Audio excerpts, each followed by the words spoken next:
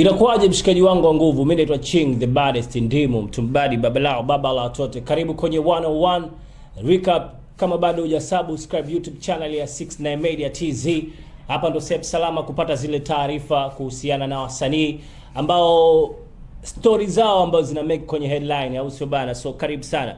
Moja kwa moja tunamzungumzia msanii ambaye anaitwa Wakazi, au sio bana? Ni msanii mmoja wa hip hop kutokea Tanzania na amefanya kazi kubwa kwa muda mrefu sana na alisha perform kwenye majukwaa makubwa. Tutakuja kupata wasifu wake kidogo, lakini pia tunakuja pia kumzungumzia msanii anaitwa Baba Levo, lakini pia ni mheshimiwa mbunge, au sio bana, Kigoma mjini. Of course na kwa ni poa, yeye ni mheshimiwa, tumpe hiyo heshima yake.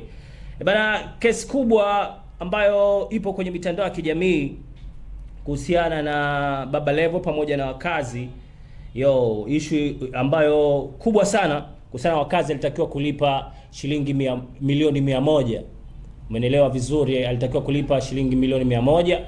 Kwa hiyo baadaye Baba Levo alikuja kwenye mitandao ya kijamii na kuzungumza kuhusiana na kesi ilivyokuwa. Nadhani wengi sana tulipata taarifa kwamba jamaa alipeleka kesi sehemu husika kwenye sheria, na sheria ikaja ikasomwa kwamba Wakazi anatakiwa kulipa shilingi milioni 100. Sasa Wakazi amerudi kwenye Instagram yake, amezungumza vitu vingi sana, lakini kitu kikubwa alichosema, kesi hiyo ameikabidhi kwa wakili anaitwa Peter Kidatala. Yani hiyo kesi imekabidhiwa kwa wakili anaitwa Peter Kidatala. Umenifahamu vizuri?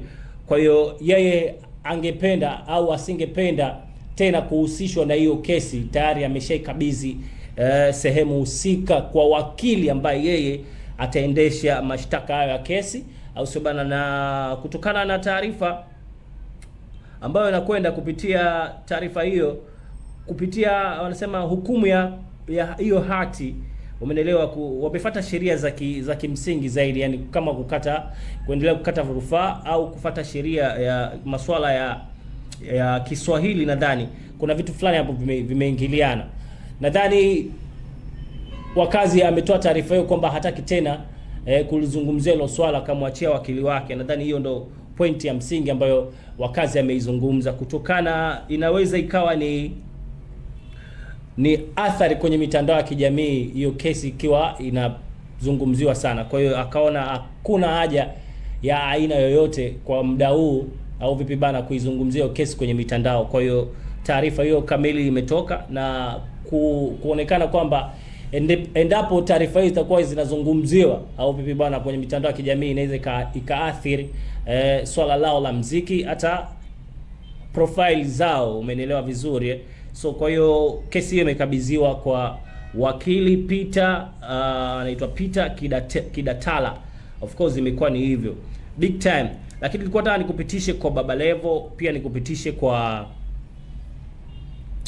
Wakazi. Of course itakuwa ni unyama sana. Kupitia kwa Wakazi,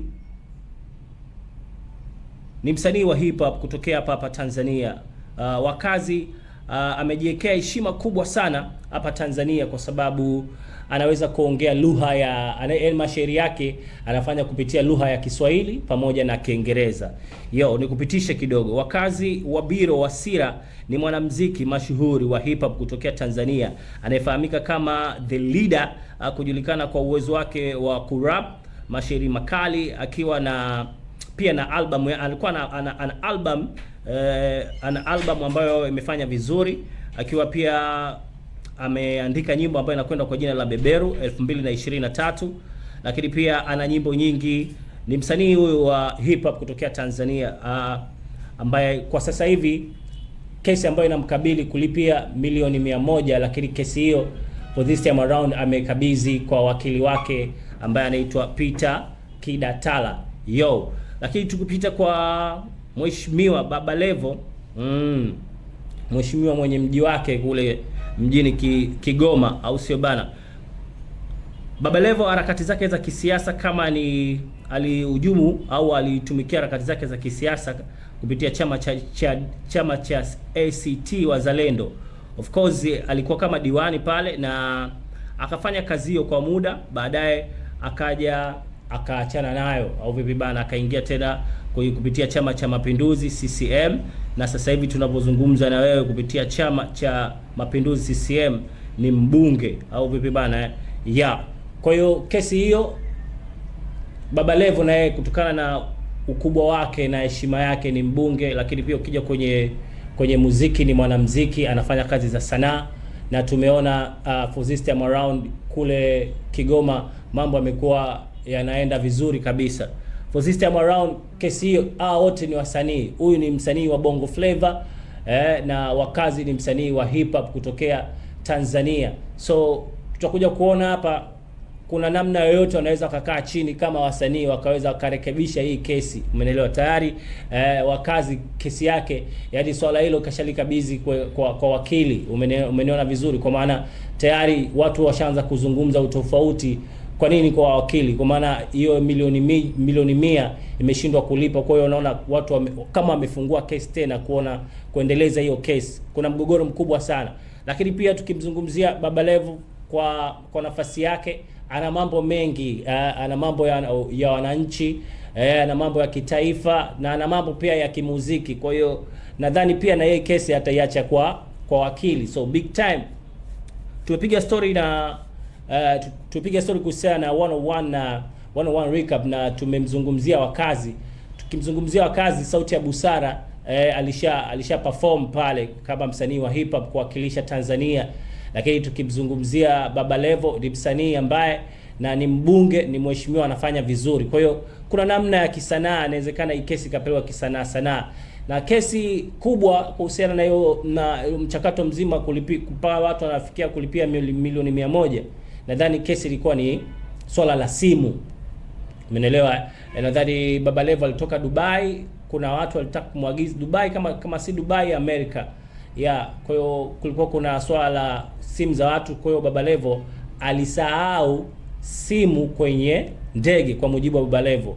Kwa hiyo baadaye wale watu ambao walioahidi kwamba bwana nitakuja na simu na nini ikawa tofauti. Nadhani ile swali likaja kwenye mitandao ya kijamii. Baada ya kuja kwenye mitandao ya kijamii, kila mmoja kazungumza lake, na hivi karibuni ikaja taarifa kwamba Wakazi anatakiwa alipe milioni 1 kwa kupublish matukio ambayo au maneno ambayo hayakupaswa hata kuzungumza, ni kumshtumu Baba Levo kama alikuwa anataka kudhulumu watu kupitia hizo simu ambazo ziliagizwa au aliagizwa au alijitolea yeye mwenyewe Baba Levo kuwaletea hao watu ambao walikuwa na mahitaji ya simu, kwa sababu inavyosemekana kwetu hapa simu ni gharama bana. Kutoka hapa mpaka kwenda Uingereza wengine hawawezi. Kwa hiyo watu wakipata opportunity ya kusafiri huwa wanaagiza watu wao ili kupata simu kwa bei nafuu. Kwa hiyo hiyo ndio kesi. Kwa hiyo Wakazi yeye akishtumiwa kuhusiana na hiyo kesi kwamba yeye alitoa taarifa za uongo, umeelewa, ambazo hakutakiwa kutoa, na Baba Levo akaenda kwenye swala la sheria. Baadaye kufika kwenye swala la sheria ikaja hukumu, Wakazi anatakiwa kulipa milioni 100. Umeelewa vizuri? Imekuwa ni poa sana. Mimi naitwa Ching the baddest, ndimo mtumbadi babalao. Kwa wale washikaji zetu kutoka Tanzania, nadhani tuko live au vipi bana na maisha, na hii ni 69 Media TZ. Unyama ni mwingi sana, vibe ya muziki naisikia kwa mbali na huwa ni mdogo. Sasa kama bado hujasubscribe YouTube channel ya 69 Media TZ, time ni ya kwako, nafasi ni ya kwako, au sio bana? Fanya hivyo. Taarifa mingi sana zinakuwa ziko pale, lakini pia kama ni mnyama sana tuingie katika tufuatilie katika account yetu ya Instagram, au sio bana? Ingia pale, ukishaingia pale piga kacho alafu andika 69 Media TZ Instagram, unatufollow, inakuwa ni unyama kinoma noma. Big time kwa washikaji zangu wote ambao wanatuma comment na inakuwa vizuri, na washikaji zetu ambao pia wana like na wana share, inakuwa ni unyama. Asante kwa kunisikiliza. Mimi ni Ching the baddest, ndimo mtumbadi babalao, big time hivyo yani.